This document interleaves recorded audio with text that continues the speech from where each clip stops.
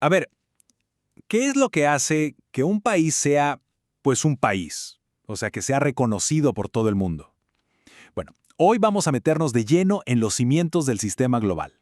Vamos a desglosar qué es exactamente un Estado y cómo es que funcionan estas organizaciones gigantescas como las Naciones Unidas. Y es que a primera vista la pregunta parece súper sencilla, ¿no? Pero ojo, porque la respuesta es la que define todo. Define quién se sienta a la mesa de los grandes, quién tiene voz y voto en el escenario mundial, quién puede dibujar las fronteras en un mapa y al final del día, quién tiene el poder. Estamos hablando de la base de todo el sistema internacional. Ok, aquí está nuestra hoja de ruta. Primero, el actor principal, el Estado. Vamos a ver de qué está hecho, cuáles son sus ingredientes. Después nos metemos con su superpoder, la soberanía. De ahí pasamos a ver cómo estos estados crean otros actores, como las organizaciones internacionales. Y cerramos con broche de oro en el escenario más grande de todos, la ONU. Muy bien, vamos al inicio de todo.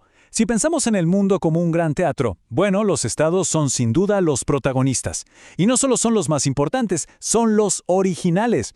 Fueron ellos los que escribieron el guión, los que pusieron las reglas del juego que todos los demás siguen. Pensemos en esto por un segundo. La personalidad jurídica de un estado, o sea, su capacidad de tener derechos y obligaciones, no se la regala a nadie. Simplemente existe en el momento en que cumple con ciertos requisitos. Y esto es clave. Los estados no son simples jugadores que siguen las reglas. No, ellos crean las reglas. Son literalmente los arquitectos de todo el derecho internacional que conocemos. Entonces, ¿cuáles son esos famosos requisitos? Pensemos en ellos como los 4 ingredientes de una receta. Si te falta uno, pues simplemente no tienes el platillo final. No hay estado. Así de simple. Vamos a ver cuáles son. A ver, apunten. Primero, gente. Se necesita una población que viva ahí de forma permanente. Segundo, un lugar, un territorio físico bien definido. Tercero, control, o sea, un gobierno que de verdad tenga el poder y haga cumplir las leyes. Y cuarto, el ingrediente estrella, el más poderoso de todos, la soberanía. La soberanía. ¿Qué es eso exactamente? En pocas palabras, es ser el jefe de jefes dentro de tus fronteras, que no haya nadie por encima que te diga qué hacer. Pero cuidado, como cualquier gran poder, esto no es blanco o negro, tiene sus peros, sus límites, no es tan sencillo. Y aquí viene lo interesante, casi una paradoja. La soberanía es un poder tan absoluto que un Estado puede usar ese mismo poder para decidir limitarse a sí mismo. Es un giro total. Pensemos en la Unión Europea. Los países, en un acto de soberanía, deciden ceder una parte de su poder de decisión a un organismo más grande, o cuando aceptan la jurisdicción de una corte internacional. Es usar tu poder para aceptar las reglas de otro, una decisión soberana de no ser tan soberano todo el tiempo. Ok, esto nos lleva a una pregunta clave, de esas que dan dolor de cabeza a los abogados. ¿Qué pasa si un país se parte en dos? ¿O si nace uno completamente nuevo? ¿Qué pasa con todos los tratados que firmó, con las deudas que tenía? ¿Se heredan o se hace borrón y cuenta nueva? A esto, en el mundo legal, se le llama sucesión de estados. Y la respuesta, como casi siempre en derecho, es depende. Depende de cómo nació el nuevo Estado. Miren, si nace de un proceso de descolonización, la regla es la de la tabula rasa, o sea, una pizarra en blanco. Empieza de cero, sin heredar las broncas del antiguo poder colonial. Pero si un país se disuelve o se parte, como pasó con la Unión Soviética o la ex Yugoslavia, la regla suele ser la continuidad. Los nuevos países que surgen sí heredan los tratados y obligaciones del Estado que los precedió. Hasta este punto, el escenario internacional tenía un solo tipo de protagonista, el Estado. Pero a medida que el mundo se fue complicando, sobre todo en el siglo XX, estos protagonistas decidieron que necesitaban ayuda. Y entonces crearon algo nuevo, otros actores, con sus propias reglas y poderes. Y que quede clara la diferencia, porque es gigante. Un Estado es soberano, una organización internacional como la ONU o la OEA no lo es. La capacidad de un Estado para actuar es original, nace con él. En cambio, la de una organización internacional es prestada. Se la dan los estados que la crearon. Y por eso siempre va a estar limitada a lo que diga su acta de nacimiento, o sea, su tratado fundador. Para que nos entendamos, una organización internacional es básicamente un club de países. Se juntan, firman un contrato, que en este mundo se llama tratado, montan una estructura con oficinas, personal y le dan vida propia. Le dan personalidad jurídica para que pueda actuar por su cuenta, de forma independiente a los miembros que la crearon.